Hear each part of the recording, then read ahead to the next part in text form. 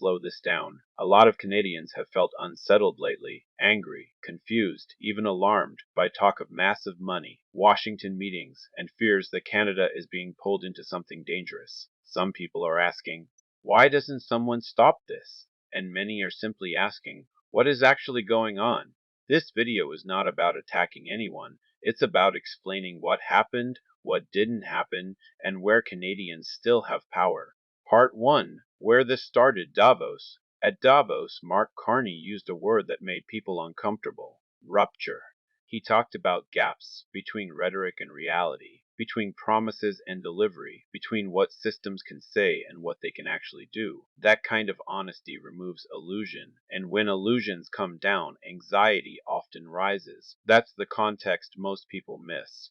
Part 2. The $500 billion number, why it felt explosive. Soon after, a new narrative appeared, a very large number, repeated often. $500 billion.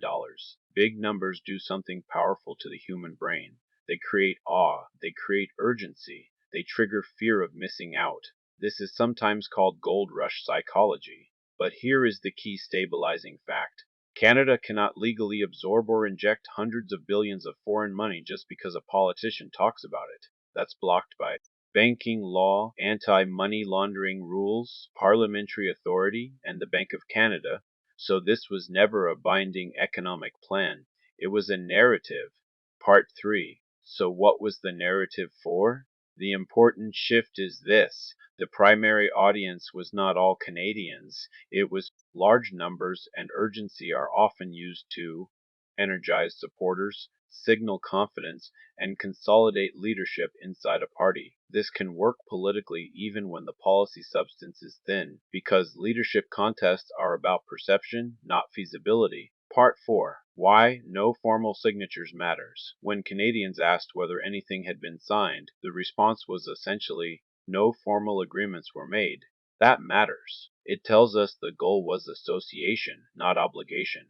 Nothing binding could exist before power is secured. Ambiguity keeps a story flexible and protects everyone involved.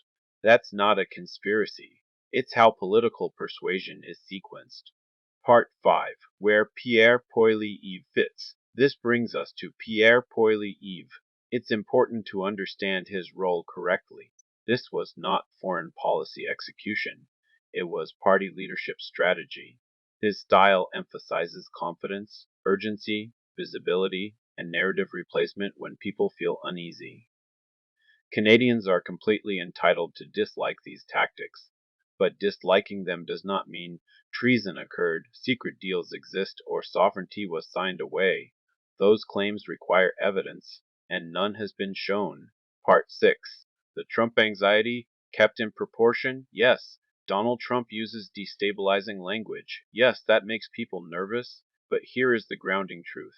Canada's sovereignty is protected by law, institutions, and process, not by personalities or headlines. No politician, no meeting, no donor cycle can bypass that. Part 7. Where Canadians still have power. This is the most important part.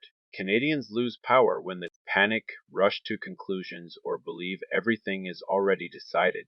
Canadians keep power when they demand legality, not loyalty, ask for mechanisms, not slogans, slow urgency narratives down, insist on evidence. Illusions collapse when they're asked to explain themselves slowly and clearly. Nothing was sold, nothing was signed, nothing was annexed. What happened was a political momentum tactic, effective inside a party, hollow at the institutional level. Canada does not need panic to defend democracy. It needs clarity, patience, and discipline. That's where Canadian power still lives.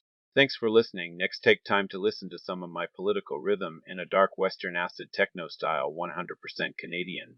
Civic Mind.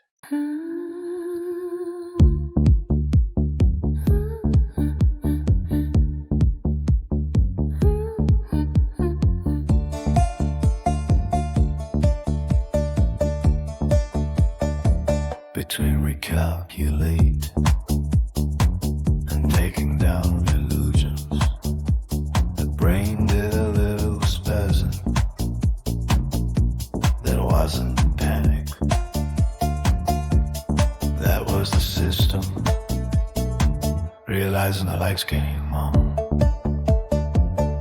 names were spoken. Still, the room flinched. Funny thing about shadows, they recognize themselves before anyone points. Mark Carney didn't call them out. America just felt the spotlight warm. Like a beast that thought it was night until someone coughed. And the sun answered, Bloomberg clears his throat. nothing happened.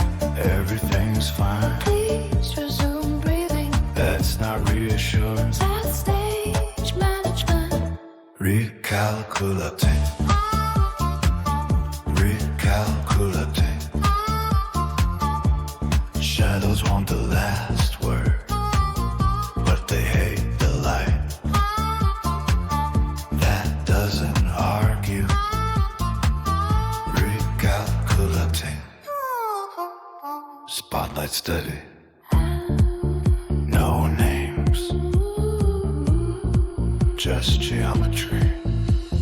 Howard Lutnick is talking to a room that already left. Scott Besant is nodding like gravity's optional. And the loyal one, makeup applied, observed like a hardy suit. Like a granny's favorite kind. Warm Comforting.